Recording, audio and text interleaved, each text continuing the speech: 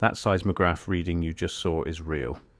March 1889, a geologist named Clarence Dutton sits in his Washington office staring at data that makes no sense. Mountains, according to his measurements, have roots, not metaphorical roots, actual physical extensions that plunge deep into the Earth's mantle, some reaching down 200 kilometers. He publishes his findings in a paper that should have revolutionized geology. Instead, within 18 months, the entire theory gets buried under a new term: isostasy, floating continents. An explanation so elegant that nobody asks why Dutton stopped talking about what he actually found. And nobody talks about what happened to the geologists who kept measuring. August 1855, George Airy presents a paper to the Royal Society in London. He is Britain's astronomer royal, not a geologist, but he has been studying gravity measurements taken across India by the Great Trigonometrical Survey. The readings are wrong, not slightly off, fundamentally broken. The Himalayas should create a massive gravitational pull. Mountains are dense. They should attract a plumb bob, bend light, distort every measurement for hundreds of miles. But they do not. The measurements show the mountains weighing almost nothing. Airy proposes that mountains must have roots extending downward into less dense material, creating buoyancy. He calls it the principle of hydrostatic equilibrium. The mountains float. His paper gets filed, cited occasionally, and mostly ignored for 30 years. 1889, Clarence Dutton reads Airy's work and begins his own calculations. He names the principle isostasy, from the Greek words isos and stasis, equal standing.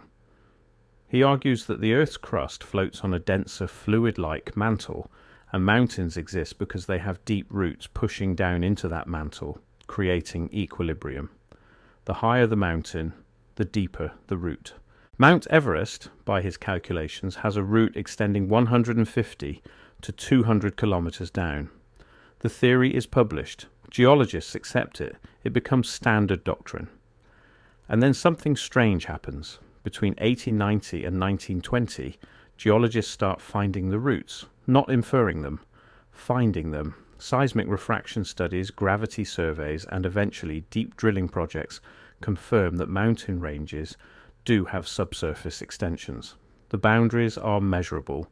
In some regions, the roots are visible in exposed cross-sections where ancient mountains eroded away and the mantle material pushed upward.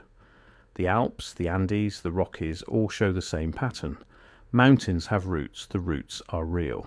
But the geologists who document this stop calling them roots. They start calling them crustal thickening, lithospheric displacement, tectonic compensation. Anything except roots. Now here is where most geology textbooks stop. Isostasy explains the data. Mountains float on denser mantle material. The roots balance the peaks. End of story. And they are partially right. The physics works, the math checks out. The floating continent model explains why the Himalayas do not create catastrophic gravitational distortions. If this were the whole picture, I would accept that explanation and move on. But the timeline refuses to stay simple, because during the exact decades geologists were confirming mountain roots, between 1890 and 1930, the largest extraction of subsurface resources in human history was underway. And the connection between those two things is almost never discussed. 1848, gold is discovered at Sutter's Mill in California.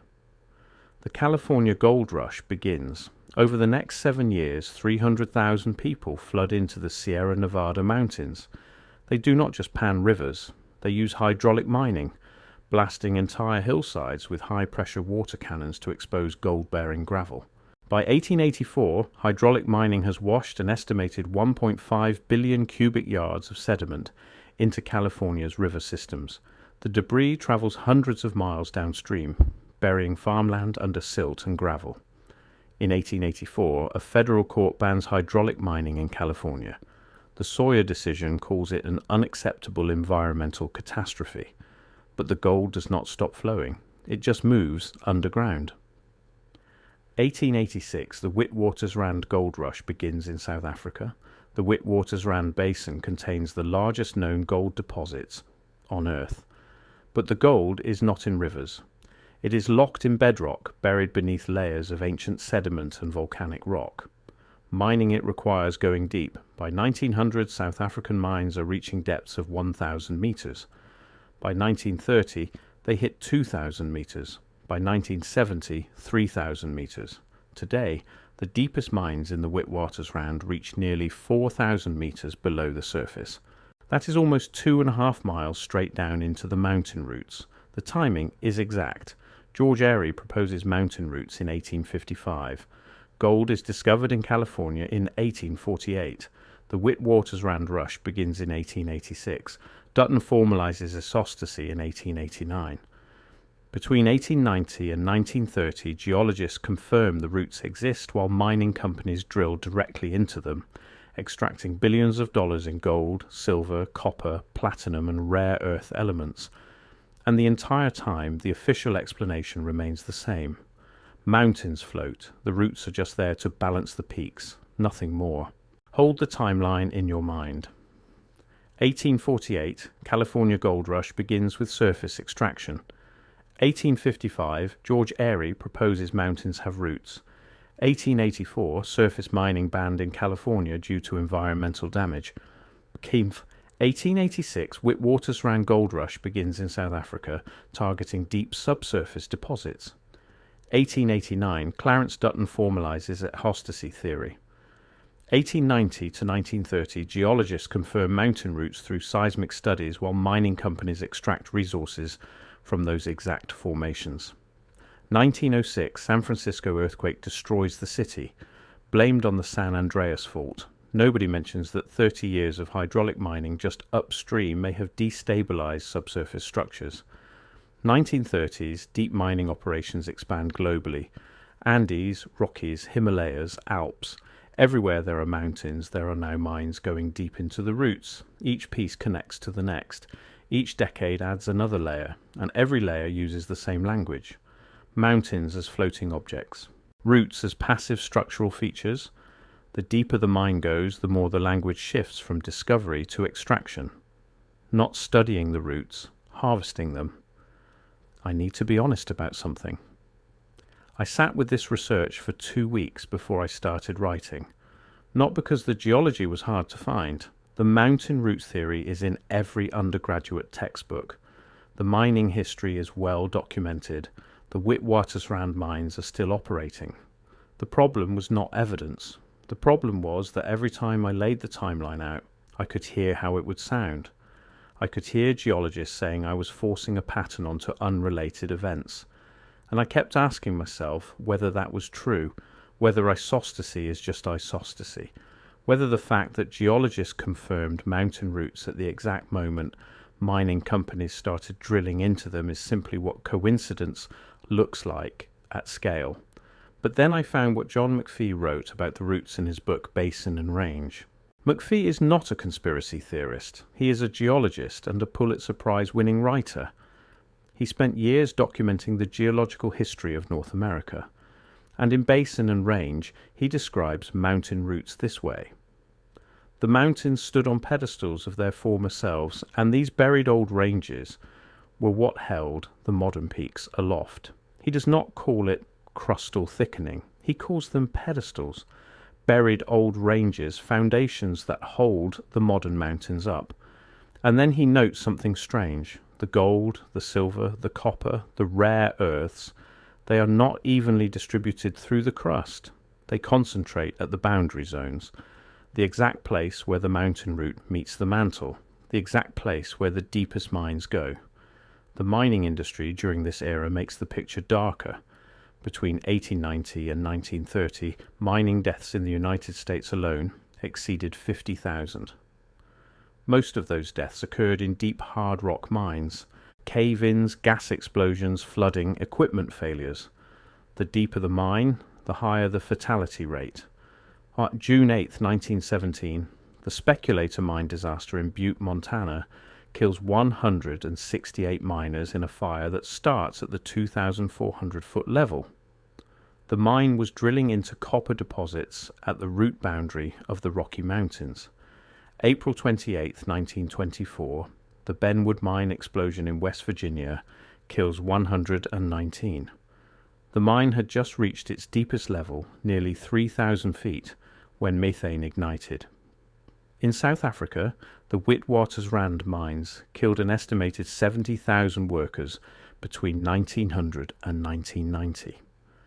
Most were black labourers working under apartheid conditions, paid a fraction of white workers' wages, forced into the deepest and most dangerous shafts. January 21st, 1960, a rock burst at the Colebrook North mine kills 435 miners instantly when the mountain route above them collapsed inward. The gold pulled from those routes built Johannesburg. It financed the British Empire. It backed the global gold standard. And the people who extracted it were systematically erased from the economic record. The geological surveys that confirmed mountain routes were not neutral scientific exercises. They were funded by mining interests. The United States Geological Survey, founded in 1879, conducted extensive mapping of mineral deposits across the American West. The surveys identified gold, silver, copper, and rare earth concentrations in the Rockies, the Sierra Nevada, and the Basin and Range Province. Those maps went directly to mining companies. Clarence King, the first director of the USGS, had previously worked as a mining consultant. His successor, John Wesley Powell, expanded the survey's focus to include water resources in the West, but the mineral surveys continued. Between 1880 and 1900, the USGS published over 200 reports documenting subsurface resources in mountain regions. The British Geological Survey did the same in India, Southern Africa, and Australia. French geologists mapped the Alps. German teams surveyed the Harz Mountains. Russian surveyors documented the Urals and the Caucasus. Every major mountain range was measured, mapped, and assessed for extraction potential between 1880 and 1930. The geologists were not just documenting mountain routes, they were creating extraction blueprints. 40 years after the mining boom peaked, the story came back. In 1971, the Nixon administration ends the gold standard, severing the dollar's direct link to gold reserves. For the first time in modern history, currency floats free of physical metal backing. The mines keep operating, but the economic justification shifts. Gold becomes an investment hedge, not a currency anchor. But the extraction does not slow down, it accelerates. By the 1980s, open pit mining replaces deep shaft mining in many regions. Instead of drilling into the roots, companies remove entire mountains. The Bingham Canyon mine in Utah is the largest human-made excavation on Earth, over 1 kilometer deep and 4 kilometers wide. The mine has removed more rock than any other excavation in history. What was once a mountain is now a hole. The Grasberg mine in Indonesia extracts gold and copper from the deep roots of the Sudirman Range. The mine produces well over 1 million ounces of gold annually and has created a tailing system that dumps waste directly into local river systems.